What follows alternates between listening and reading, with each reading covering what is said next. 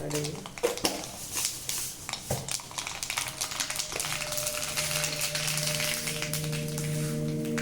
மெதுவா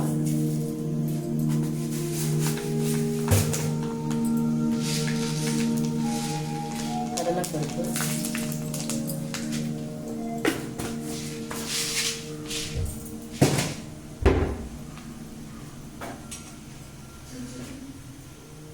கருவேப்பிலை,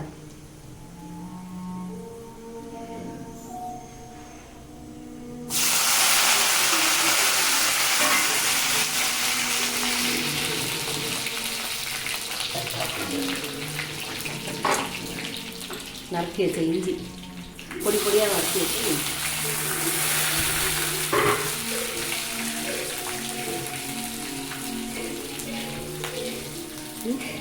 பொடி பொடியாக நறுக்கி வச்ச பச்சை மிளகாய்,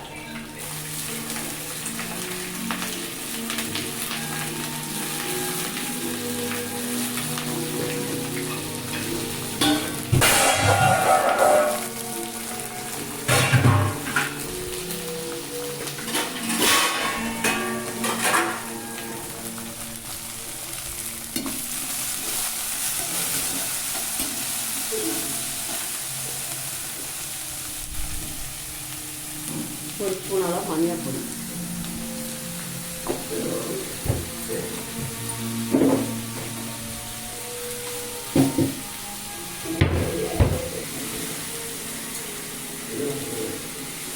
புளி இவ்வளோ ஒரு கைப்பிடி அளவு புளி எடுத்து ஊற வச்சுக்கலாம். இது இவ்வளோ மிளகாய்க்கும் அந்த புளி தான் வேணும்.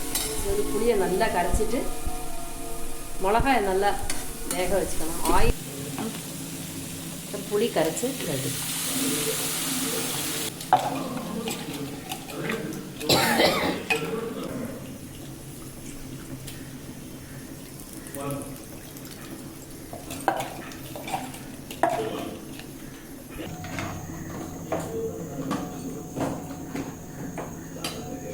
காயம்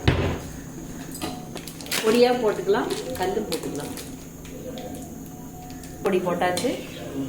காயம், கருவேப்பிலை, வெந்தயம், கடலைப்பருப்பு, கடுகு தாளிக்கிறதுக்கு. இந்த மாதிரி நல்லெண்ணெயில தாளிக்கலாம். எல்லாமே நல்லெண்ணெயில. பச்சை மிளகு நிறைய இருந்ததுன்னா இப்படி புளி மிளகா பண்ணி வச்சுக்கிட்டோம்னா நம்ம எல்லா டிஷ்ஷுக்குமே இது மேட்சாக இருக்கும். சப்போஸ் எப்பாவது